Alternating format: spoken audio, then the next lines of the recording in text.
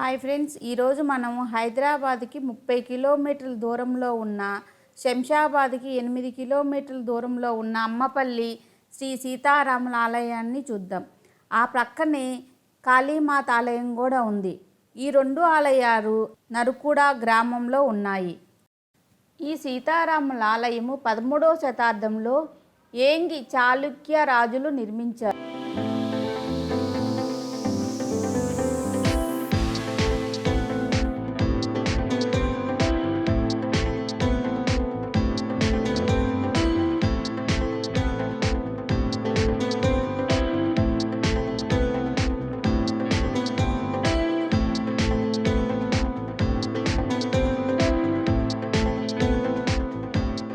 ఈ ఆలయ గాలిగోపురము 90 అడుగుల ఎత్తులో 7 అంతస్తులతో చూడటానికి చాలా బాగుంటుంది. ఈ రాజగోపురంలో గుండా మనం ఆలయం లోపలికి వెళ్తున్నప్పుడు ఈ రాజగోపురం పైన మహావిష్ణువు యోగ నిద్రలో కనిపిస్తారు మనకి. ఈ టెంపుల్ నిర్మించి 700 సంవత్సరాలు అయినా కానీ ఈ టెంపుల్ లోపల ఉన్న విగ్రహాలు మాత్రం 1000 సంవత్సరాల నాటివి. ఇక్కడ గర్భాలయంలో నల్లరాతి మీద తీర్చిదిద్దిన సీతారాముల విగ్రహాలు చాలా అందంగా ఉంటాయి. ఇక్కడ గర్భాలయంలో ఆంజనేయ స్వామి వారి విగ్రహం ఉండదు. శ్రీరాముల వారి ఎదురుగా ధ్వజస్తంభం ఉంటుంది. ధ్వజస్తంభం దగ్గర ఆంజనేయ స్వామి వారి విగ్రహం ప్రతిష్ఠించారు.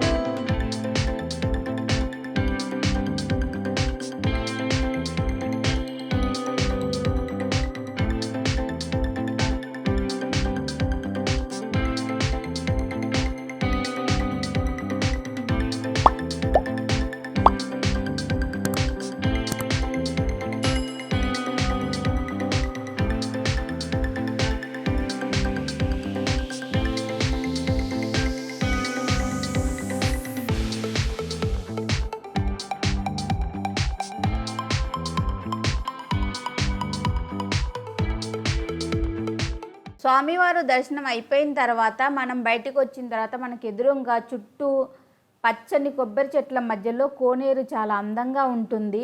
ఆ కోనేరు అయితే నాకైతే చాలా బాగా నచ్చింది. ఇక్కడ ఫొటోస్ దిగటం, వీడియోలు దిగటం కానీ ఫోటోషూట్లకి చాలా అందంగా ఉంటుంది. ఇక్కడ మీరు చూసే ఉంటారు, నేను షార్ట్స్ పెట్టాను. ఆ షార్ట్లో ఎటు చూసినా కానీ ప్రీ వెడ్డింగ్ షూట్లు మాత్రం బాగా జరుగుతున్నాయి అక్కడ. ఈ టెంపుల్ అయితే మాత్రం షూటింగ్లకి ప్రీ వెడ్డింగ్ షూట్లకి బాగా ఇస్తారంట ఆ కోనేరుని. అక్కడ చాలామంది ప్రీ వెడ్డింగ్ షూట్లు చేసుకుంటారు. అసలు ఈ టెంపుల్కి ఇంకొక పేరుంది. ఈ టెంపుల్ని సినిమా గుడి అంటారు. ఒకప్పుడు షూటింగులకి బాగా ఇచ్చేవాళ్ళంట, ఇప్పుడు ఇవ్వట్లేదు. ఒకరు షూటింగ్ చేసుకుంటున్నప్పుడు నాటు బాంబు పేలి అక్కడ ఉన్న ప్రారీ గోడ ఒకటి పడిపోయిందంట. అప్పటి నుంచి షూటింగులకి ఇవ్వట్లేదు. ఈ టెంపుల్లో మొట్టమొదటిసారిగా మన ఎన్టీఆర్ గారు బ్రహ్మంగారి జీవ చరిత్ర సినిమా ఉంది కదా, అది ఇక్కడే షూట్ చేశారంట. ఆ తర్వాత మనకు రీసెంట్గా మురారి సినిమా ఉంది కదా, ఆ సినిమా కూడా ఇక్కడే చేశారు. ఇప్పుడైతే మాత్రం షూటింగ్లకు ఇవ్వట్లేదు, ఈ టెంపుల్కి పర్మిషన్ లేదు. ఈ టెంపుల్లో దాదాపుగా 450 సినిమాలు షూటింగులు జరిగినాయి అంట. ఇప్పుడైతే ప్రస్తుతానికైతే షూటింగ్లకు అసలు ఇవ్వట్లేదు, ప్రీ వెడ్డింగ్ షూట్లకే ఇస్తున్నారు.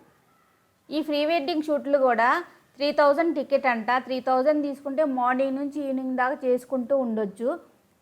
దీని కాస్ట్ అయితే మాత్రం 3000 అంట.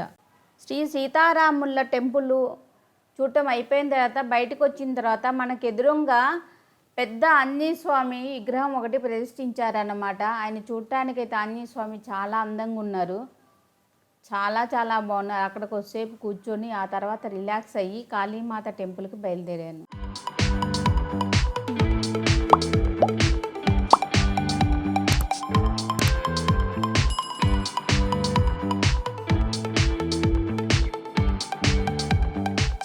ఆంజనేయ స్వామి దర్శనం అయిపోయిన తర్వాత మళ్ళీ అక్కడ నుంచి ఒక 2 నిమిషాలు జర్నీ చేస్తే మనకి కాళీమాత టెంపుల్ వస్తుంది అన్నమాట. కాళీమాత టెంపుల్ కొంచెం ఆ విలేజ్కి కొంచెం దూరంగా కట్టారు. చూస్తున్నారు కదా, పక్కన చిన్న చెరువు, ఆ పక్కనే కాళీమాత టెంపుల్ చాలా ప్రశాంతంగా ఉంది.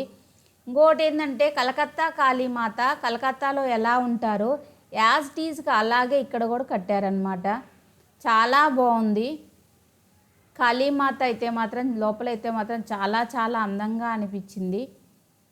ఇంకోటి కాళీమాతకి ఒకవైపు విఘ్నేశ్వరుడు రాధాకృష్ణులు టెంపుల్స్, ఇంకొక వైపు శివాలయము వెంకటేశ్వర స్వామి టెంపుల్ అన్నమాట. చాలా చాలా బాగున్నాయి ఆ విగ్రహాలు కూడా. ఇక్కడ టెంపుల్ అయితే మాత్రం చాలా అందంగా ఉందండి. ఎంత బాగుందంటే చాలా చాలా బాగుంది. చూస్తున్నారు కదా, చూడటానికైతే మాత్రం మనకి ఇది ఒక రాజుగారి కోటలాగా చాలా అందంగా ఉంది.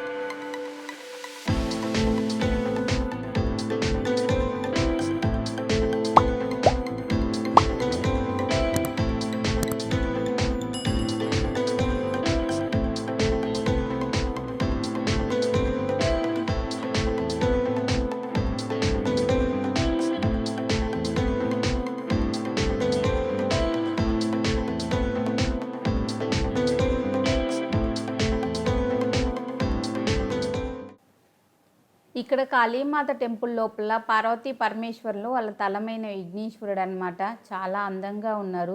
ఇక్కడైతే జనం చాలా తక్కువ ఉన్నారు.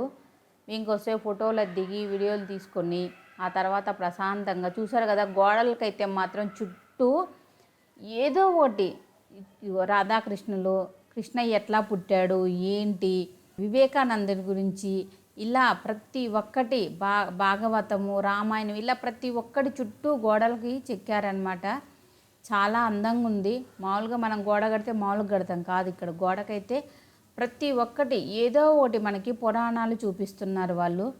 చాలా బాగుంది. ఇంకా అమ్మవారి దర్శనం అయిపోయిన తర్వాత నాకు బయటకు వచ్చిన తర్వాత ఒక నందీశ్వరులు కనిపించారు. బయటకు వచ్చిన తర్వాత కాదండి, సారీ, దిగంగానే ఫస్ట్ నాకు దర్శనం ఇచ్చింది నందీశ్వరుల వారు. ఆయనైతే చూడటానికి సాక్షాత్ నందీశ్వరులు ఎలా ఉంటారో నాకు ఆయన అలాగే కనిపించారు. ఆయనకి మొక్కుకొని ఆ తర్వాత కాళీమాత కాడికి లోపలికి వెళ్ళాను నేను. Thank you friends, thank you for watching. మరొక వీడియోలో మళ్ళీ కలుద్దాం. ఈసారి వీడియో వచ్చి యాదగిరిగుట్ట.